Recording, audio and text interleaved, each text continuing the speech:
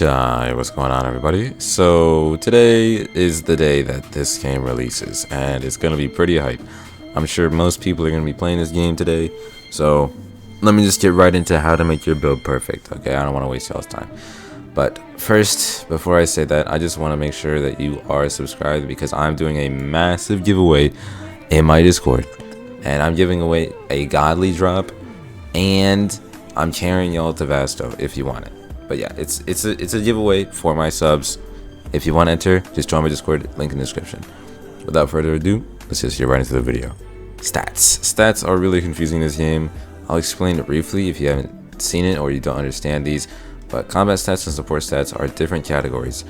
Agility, you can max out your agility, you can max out your Ryatsu, no matter what your combat stats are. Okay, so these will always be maxed. They'll always happen, even if you reset your stats. If you're at max level and you've got these max, they're gonna stay the same, even if you reset your stats. These stats, though, are the ones that are important, quote unquote. So these are the ones that you're gonna worry about and have to build and stuff. These are those. So strength, vitality, and spirit. Every build is going to have vitality. Okay, every build. Personally, I'd go from like at least 120 to 170 or 180, maybe 190 if you're feeling like you just need a lot. But personally, I went with 140. I might go lower on my other slot, but again, I just wanted to do big damage. If you want to be more of a glass cannon, you can go less, but honestly, I wouldn't really recommend it. But anyways, strength and spirit are what you want to worry about. Okay, so spirit and strength are two different stats. Strength makes your M1s go really big damage, and spirit makes your moves, like even your non-resurrection moves and stuff, it does big damage too. I mean, strength has combat moves as well, so you don't have to worry about that, but it's just not as, I'd say they're not as good. To make your build, it kind of is based off of your ability, right? So whatever ability you get, I just base it off of that. And don't worry, like, if you don't have a legendary, you're not gonna be trash, okay? Like, bro, the commons and rares are broken in this game. Actually, I think the rares, or one of these rares, is one of the best in the game, at least for strength. Vessel is probably the best strength scaling thing for Arankars, at least in my opinion. Vessel is nuts. And for spirit, obviously the best is chaos. Manifest is kind of trash, so if you get that, unlucky. I'm not going to go in depth on the abilities though right now, because you can just look on the Trello and it'll tell you on the Trello which one is strength or spirit scaling. So make sure you go check on that, and then once you do that, you can start making your build. But to make it perfect though, of course, I have 350 spirit. 350 spirit does a lot of damage, like a lot of damage. It depends on how weak you want to be and how, you know, how much of a glass cannon you want to be, if you want to be tanky or a glass cannon. But we also have accessory stats on top of that. Okay, so these are my total bonuses. I have PvE damage from my Kuchiki scarf, and I have a bunch of these things. Don't get me wrong, this is kind of endgame stuff, so I don't really blame you if you don't have this. But yeah, these are going to be your stats that you basically need. Like everybody's gonna need these. If you get a godly drop and you don't need it on your Soul Reaper, or you don't have a Soul Reaper, then I'd honestly just get an accessory. Just get the accessory, because the accessory gives you a bunch of stats. If you are a Soul Reaper, obviously get the Hogyoku, but if you're not, then probably just get the accessory. Anyways, we're getting into the last segment of this build making thing. It's very easy once you understand it, but let me finish explaining all the stats. So I've explained combat stats, support stats, and now we gotta explain potential and max level. Potential is basically how high you can level. So at a low level, when you have no stats, right, you have 0 in these, you're going to need potential.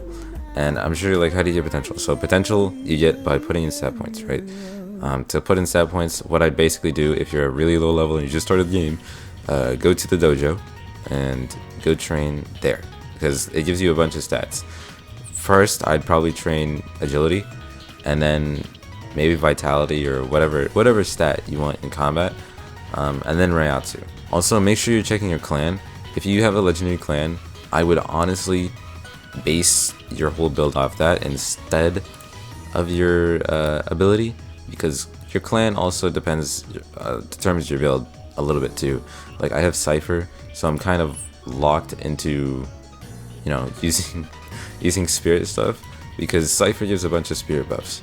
So I'm gonna have to use either Astro or Chaos, because, you know, Cypher kind of locks you into that. Potential is gained by getting more stat points. So the more stat points you have, the more potential you will have, and you will have to get that just to level up.